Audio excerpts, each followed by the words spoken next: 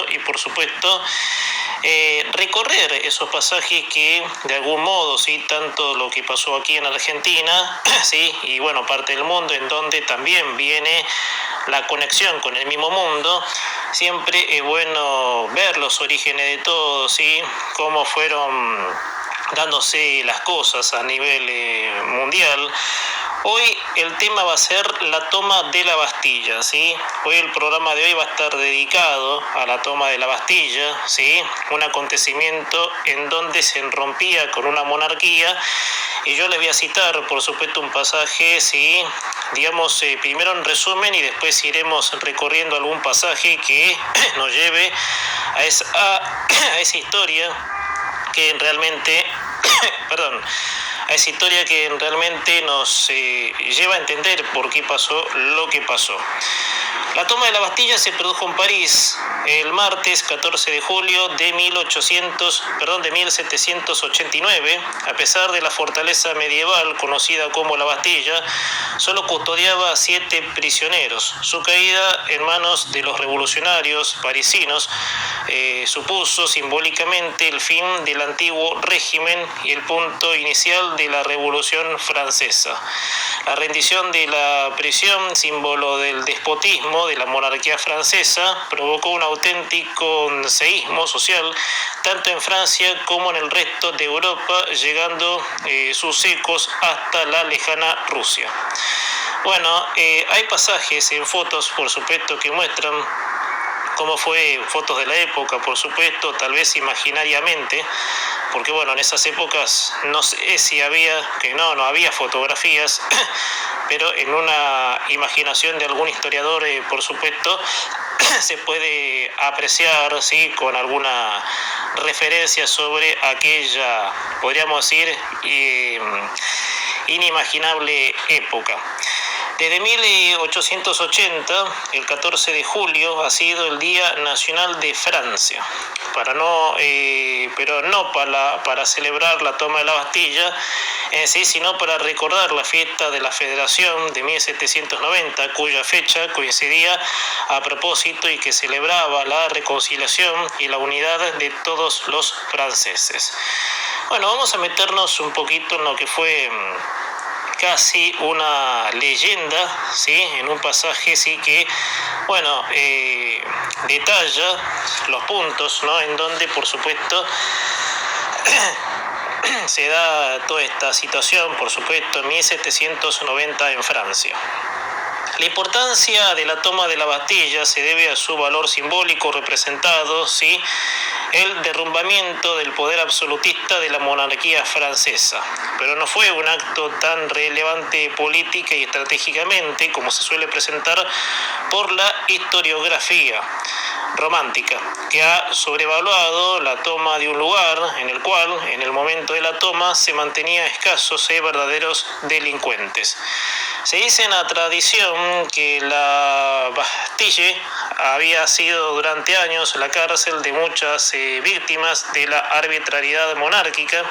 Allí, como en otros lugares de reclusión, se encarcelaba sin juicio a los señalados por el rey con una simple letra de cachet.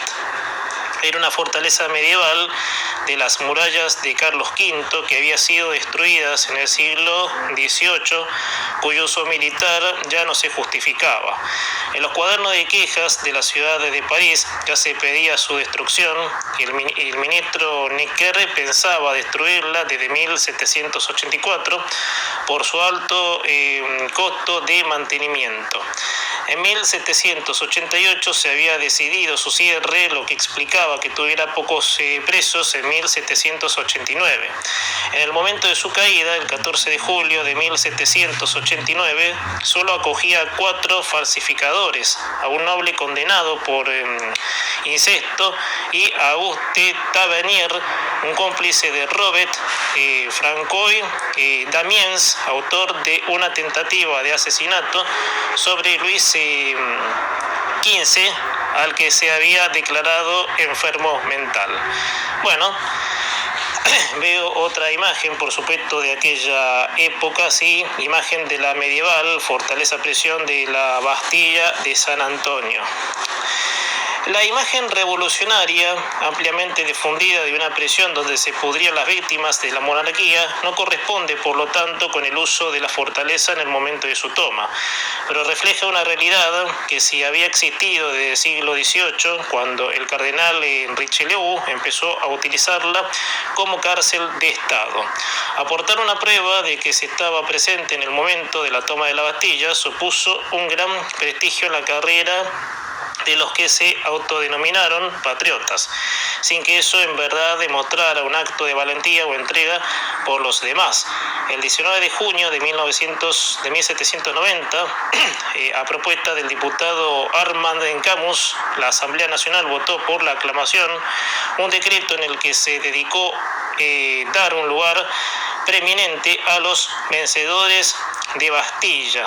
En los actos de la primera fiesta de la Federación, que se iba a celebrar al mes siguiente, pero un decreto el día 25 les retiró ese honor para reservarlo a la Guardia Nacional. Se les otorgó una pensión, un uniforme, un fusil y una espada con su nombre grabado, un brazalete, una medalla y un diploma de agradecimiento de la patria. Una comisión examinó de marzo a junio de 1790 las pruebas aportadas por los postulantes y censó oficialmente en ese momento a 954 combatientes, entre civiles y guardias francesas. En 1832, bajo la monarquía de Julio, se revisó la lista, rechazándose algunos expedientes por considerarse dudosos y fijando la cifra final en 630. Según algunos autores, la importancia de la toma de la Bastilla ha sido exagerada por los historiadores románticos como Jules Michelet, que quisieron hacerla un símbolo fundador de la República. Otros autores afirman que el sitio y la capturación de la prisión no debió ser un hecho muy heroico en vista de que solo era definido por un puñado de hombres y que los únicos muertos habían sido el alcaide Bernard de Launay y el político Jacques de Flesselles. Pero los documentos de la época dejan constancia de que el 14 de julio de 1789 la fortaleza estaba definida por 32 soldados suizos y 82 inválidos de guerra, disponiendo de cañones y de municiones en abundancia. El asedio se saldó con 98 muertos, 60 heridos y 13 mutilados entre los asaltantes. El acontecimiento tuvo una fuerte resonancia en Europa entera, no tanto por la importancia del suceso, sino por su valor simbólico que aún perdura como hito de la historia de las revoluciones. Bueno, este es un poco un resumen, ¿sí?, que te hice para ir hablando de cómo se van dando estos acontecimientos, por qué, cuáles fueron los motivos reales. Y bueno, vamos a ir un poquito a los antecedentes. O sea, ¿qué ocurre cuando se desenlaza, obviamente, la denominada toma de la Bastilla? Durante el reinado de Luis XIV, Francia tuvo que confrontar una grave crisis financiera originada por los elevados gastos de la intervención en la guerra, de la independencia de los Estados Unidos y el despilfarro de la corte real. Excarcelaba por un desigual sistema tributario que solo gravaba al pueblo llano y a la burguesía, tercer estado. Aconsejado por su ministro de Finanzas Necker, el rey decidió convocar los estados generales el 5 de mayo de 1789 para buscar una salida a la crisis, aceptando aumentar la representación del tercer estado, hasta entonces infrarrepresentado. Por este último motivo, los debates previstos fueron bloqueados por la nobleza, segundo estado, y el clero, primer estado. El 17 de junio de 1789, los representantes del tercer estado y de una parte del bajo clero se desgajaron de aquellos estados generales y se constituyeron como Asamblea Nacional. El rey inicialmente se opuso a esta idea, pero fue forzado a reconocer la autoridad de la Asamblea, que el 9 de julio se autoproclamó Asamblea Nacional Constituyente, una institución cuyo propósito era crear una constitución para el país. Los acontecimientos acaecidos en los días siguientes condujeron a la toma de la Bastilla el 14 de julio de 1789 y la Revolución Francesa comenzó a expandirse. La rendición de este bastión real fue sin duda un importante hito simbólico de los inicios de la Revolución, más que un factor detonante en sí. Con anterioridad, la autoridad real ya se había visto mermada por la revuelta de la nobleza, un hecho recurrente desde la Fronda en el siglo XVIII, que se negaba a financiar los planes de Luis XIV mediante el pago de impuestos. Pero el mayor detonante fue la formación de la Asamblea Nacional, el juramento del juego de pelota y la Declaración de los Derechos del Hombre y del Ciudadano, que abrían la vía hacia el fin del absolutismo y de los privilegios de la nobleza. La rebelión parlamentaria, unida a la del pueblo de París, ya había tenido un antecedente 2 años antes en la ciudad de Rennes, sede del Parlamento de Bretaña. En 1789, el movimiento se extendió enseguida a las capitales de las provincias francesas. Para defender la Asamblea Nacional de un posible ataque de las tropas reales y para asegurar el orden en la capital, las autoridades municipales parisinas decidieron crear una milicia popular de 48.000 hombres, la llamada Guerra Nacional, cuya insignia era roja y azul, los colores de la ciudad de París. Estos dos colores, a los que se unió el blanco, se convirtieron en el emblema de la revolución y en los colores de la bandera de Francia. París, cada vez más cercano a la insurrección, y en palabras de Francois Mictet, exaltado por la libertad y el entusiasmo, mostró un amplio apoyo a la Asamblea. La prensa publicaba diariamente los debates de la Asamblea y las discusiones políticas sobrepasaron el ámbito parlamentario para salir a las calles y plazas de la ciudad. El Palais Royal y sus inmediaciones residía del duque Luis Felipe II de Orleans. El futuro Felipe Igualdad se convirtieron en lugar de reunión. Los mandos y las tropas de los regimientos, antes considerados dignos de toda confianza, fueron inclinándose cada vez más por la causa popular. Bueno, interesante historia.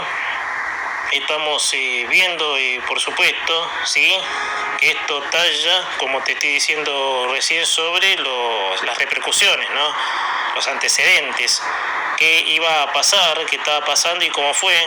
Obviamente que se desarrolló toda esta toma, esta guerra, si nos ponemos a pensar. Bueno, ahora vamos a un poco que tiene que ver el conflicto armado, ¿sí? ¿Cómo es los primeros momentos del conflicto?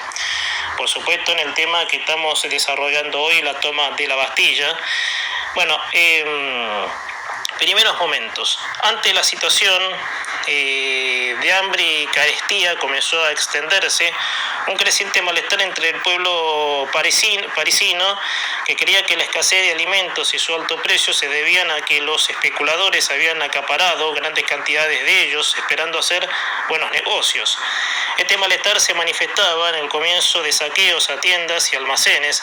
Se trataba del comienzo de una revuelta de hambre típica.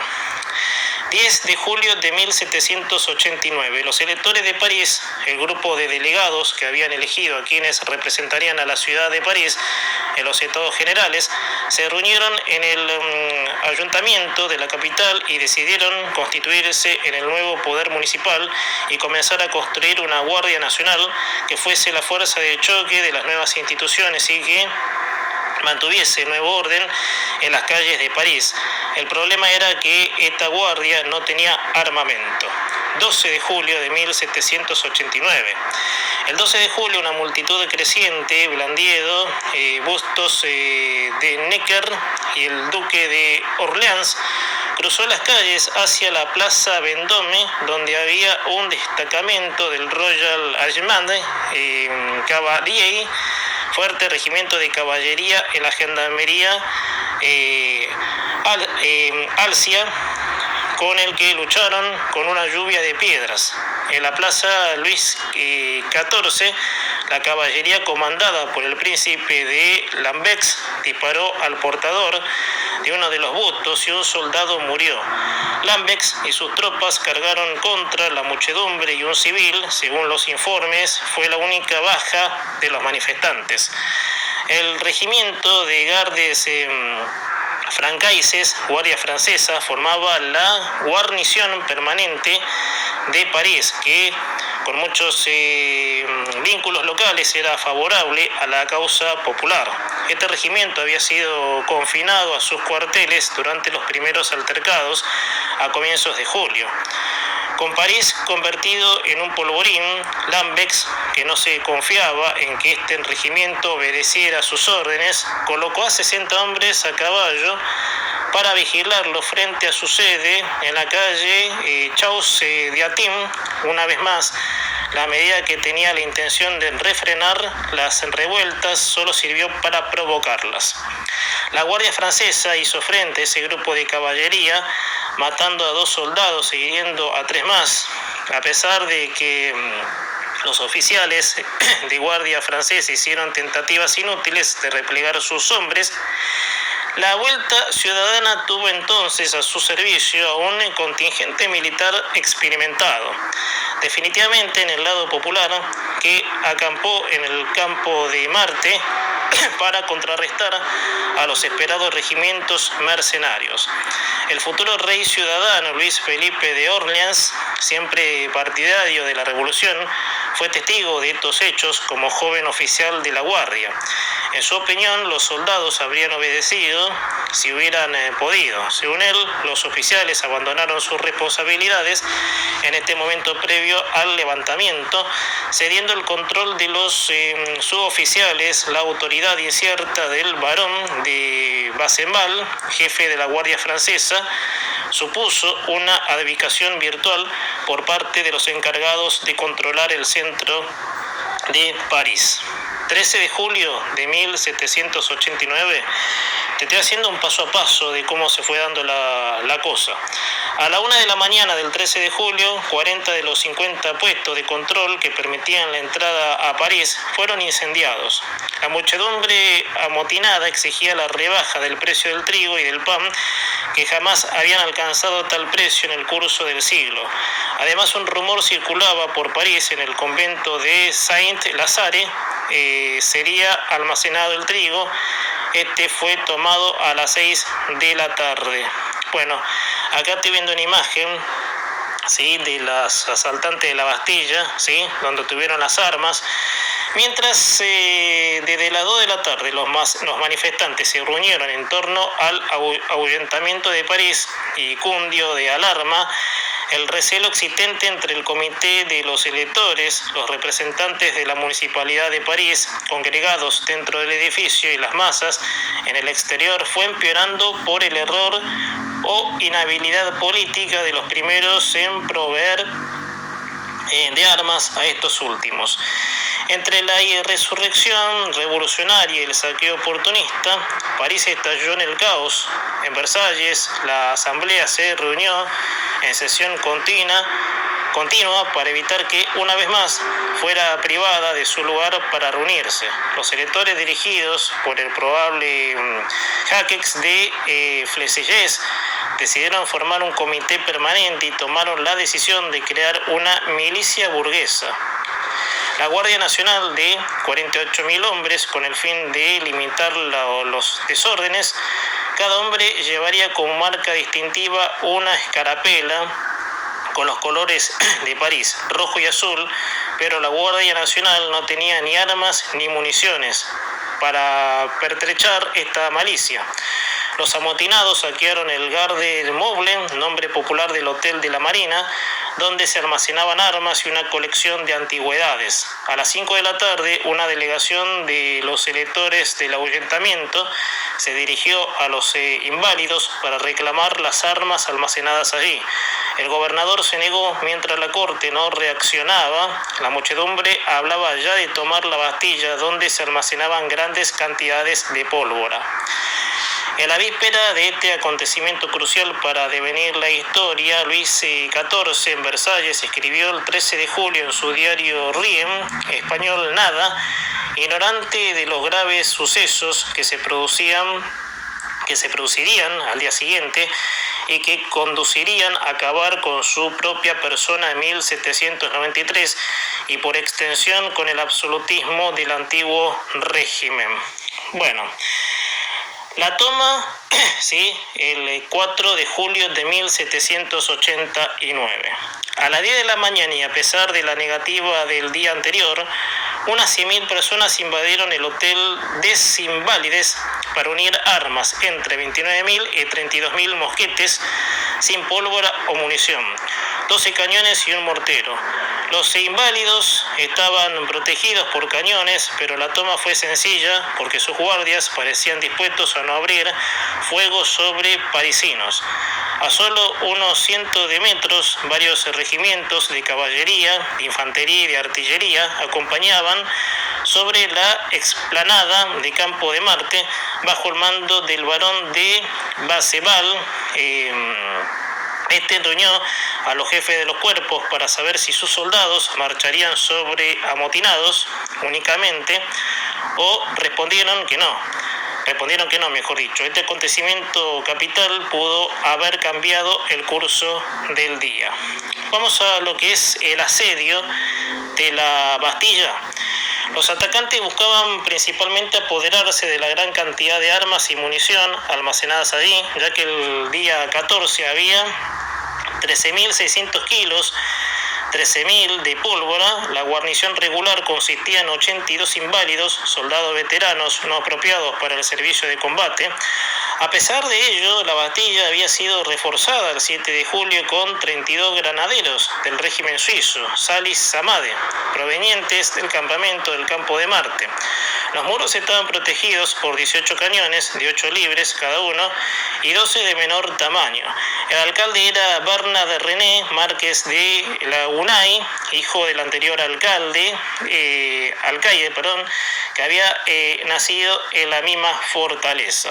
La lista oficial de 1832 de vainqueurs de la Bastille, vencedores de la Bastilla, tuvo poco más de 600 hombres y el total de asaltantes sería probablemente de algo menos del millar.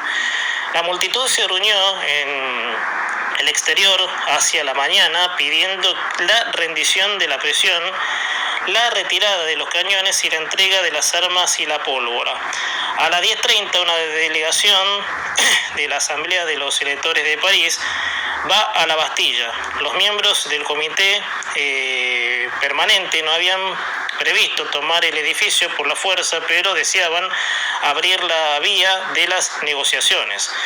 A las 11:30 una segunda delegación compuesta por Jacques Alexis Hamar, Trujillo y Lois Etit de Corny intentaba de nuevo negociar la entrega de las armas y municiones al pueblo de París para proveer a la Guardia Nacional recién creada. El esfuerzo negociador se fue alargando mientras los ánimos de la masa armada llegaba de los inválidos iban impacientándose. Alrededor de las 13:30 la muchedumbre entró en el patio externo y las cadenas sobre el puente levadizo al patio interior fueron cortadas, aplastando a un asaltante desafortunado. René Bernard Jourdan de Lunay ordenó entonces disparar sobre la muchedumbre, haciendo numerosas víctimas. A las 14 una tercera delegación, de la que toma parte del abate Claude Foutet, se reunió con el alcaide de la Bastilla sin más éxito. Hacia las 15, Una cuarta delegación llegó a la Bastilla encabezada por el nuevo Lois Etis de Corny, pero no obtuvo nada. En ese momento comenzó el fuego cruzado, aunque nunca podrá dilucidarse qué bando comenzó primero. Los asaltantes comprobaron que la fortaleza era una ratonera y la lucha se hizo más violenta e intensa. Mientras las tentativas por parte de las autoridades para dictar un alto el fuego no fueron tenidas en cuenta. A las 15:30 los atacantes se vieron reforzados por 61 gardes franqués, guardias franceses, amotinados y otros desertores de las tropas regulares, bajo el mando de Pierre Agustín Ultim, antiguo sargento de la Guardia Suiza. Portaban las armas tomadas anteriormente en los inválidos y entre 2 y 5 cañones. Estos fueron colocados en batería contra las puertas y el puente lavadizo de la fortaleza. Vamos a cerrar con algo, porque es largo, esto sigue, por supuesto, capitulación, obviamente, ¿sí? La cuadrería sobre la toma de la Bastilla, pintada en 1789 por Jean-Pierre Huldel. En el centro se observa la detención del alcaide, el marqués de Lunay. Bueno, con este último pasaje ya cerramos. Ante la masacre, cerca de 100 víctimas entre los atacantes, el alcaide de Lunay ordenó cesar el fuego a las 17.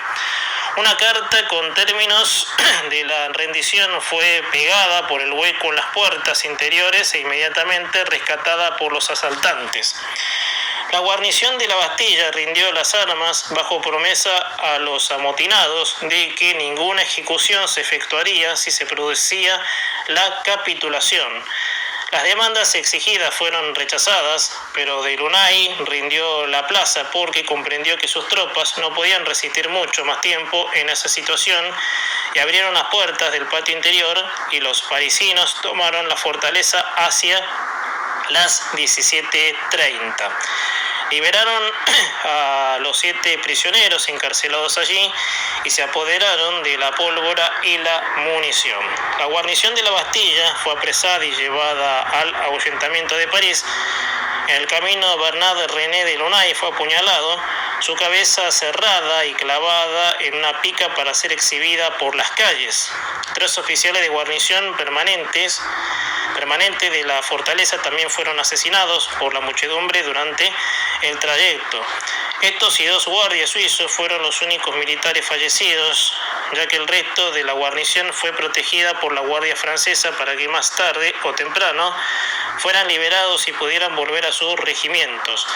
En el ahuyentamiento, la muchedumbre acusó a Jacques de Flesselles de traición. Se improvisó un juicio aparente en el Palais Royal y fue también ejecutado. Bueno, este fue el tema de hoy aquí en Hora de Hablar, la toma de la Bastilla. Bueno, un tema, por supuesto, en donde marca el comienzo, como le decía antes, por supuesto, de la Revolución Francesa y el fin, ¿sí?, de la lucha, que incluso, para meter un datito de actualidad, es en Argentina terminar con los mandamases, terminar con gente que concentraba el poder en su puño, y bueno, el precio que se tuvo que pagar fue ese. Y bueno, hoy Francia es todo un país en desarrollado mejor dicho, un país que es exitoso, un país muy adelantado y por supuesto luchó mucho para reconocer su propia libertad. Y bueno, esto por supuesto es un margen que identifica. Hasta acá, Hora de Hablar. El próximo viernes, sí, seguimos con más historia. Buena semana para todos.